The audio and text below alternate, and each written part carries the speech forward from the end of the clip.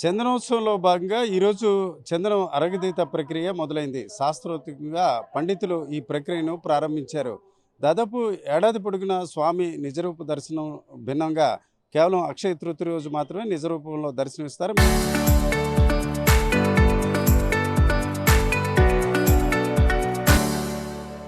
మిగతా ఏడాది పొడుగునా కూడా చందనం పూతో దర్శనం ఇచ్చే పరిస్థితుంది.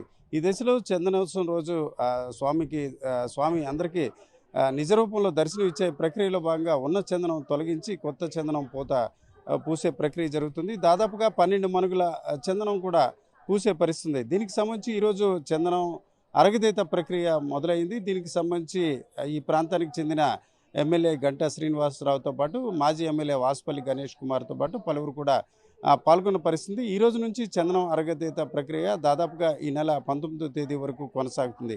19వ తేదీ అర్ధరాత్రి పాత చందనం తొలగించి స్వామిని దాదాపుగా సాయంత్రం వరకు, మరుసటి రోజు సాయంత్రం వరకు సాధారణ భక్తులకు, అందరు భక్తులకు కూడా దర్శనం కల్పించే ప్రక్రియ జరుగుతుంది. ఆ తర్వాత 4 విడతల్లో తిరిగి చందనం పూసే ప్రక్రియ జరుగుతుంది. అందులో భాగంగా ఈరోజు చందనం అరగదీత ప్రక్రియ జరగడంతో చాలామంది భక్తులు కూడా పెద్ద సంఖ్యలో స్వామిని దర్శించుకుంటున్న పరిస్థితి. మరోవైపు చూసుకుంటే చందనయాత్ర సందర్భంగా పెద్ద సంఖ్యలో భక్తులు వచ్చే దశలో గతంలో జరిగిన అనుభవాల రీత్యా ఇప్పుడు ముందస్తుగా ఏర్పాట్లను ఈ ప్రాంతానికి చెందిన ఎమ్మెల్యే గంటా శ్రీనివాసరావు పరిశీలించి కొన్ని సూచనలు చేయడం జరిగింది. అయితే కేవలం దాదాపుగా ఇంకొక వారం రోజులు మాత్రమే ఉన్న పరిస్థితి. గతంలో చూసుకుంటే భక్తులు పెద్ద సంఖ్యలో కొండపైకి రావడం, అలాగే క్యూ లైన్లో ఎక్కువసేపు ఉన్న దశలో కొంత ఇబ్బందికి గురయ్యారు.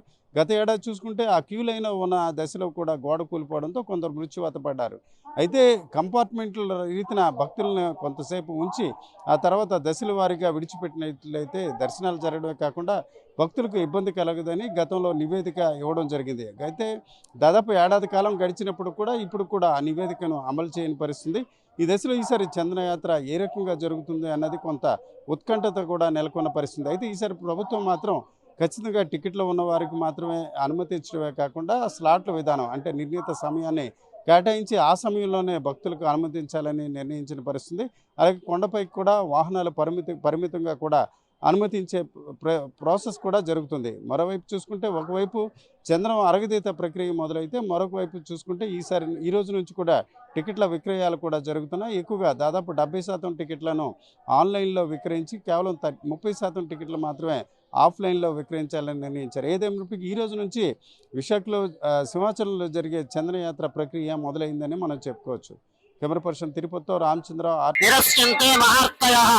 శ్రీ శ్రీ శ్రీ వరాహలక్ష్మీ సింహ ప్రభు సన్నిధానంలో రేపు వైశాఖ శుద్ధ తృతీయ నాడు ఏప్రిల్ 20వ తారీఖున జరగబోయేటువంటి చందనోత్సవం సందర్భంగా చందనోత్సవం అయిన తర్వాత ఆ సాయంకాలం చందన సమర్పణకు గాను ఈనాడు చైత్రబహుళ ఏకాదశి నాడు చందనం సాన ముహూర్తం అనేటువంటి ముహూర్తం చేయడం అనేటువంటిది అనుచానమైన సంప్రదాయం.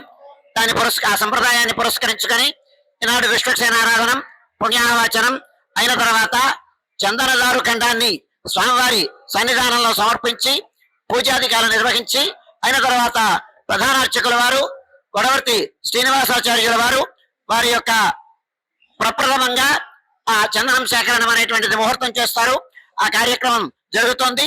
అదైన తర్వాత రెండవ ప్రధాన అర్చకుల వారు సీతారామాచార్య స్వామి వారు ఆ తర్వాత స్థానాచార్యుల వారు అయిన తర్వాత ఈ సేకరించినటువంటి చందనాన్ని స్వామివారి పాదాల మ్రోల సమర్పించి అదైన తర్వాత విశిష్టమైనటువంటి కార్యనిర్వహణాధికారి వారు ఈ ముహూర్తాన్ని చేస్తారు.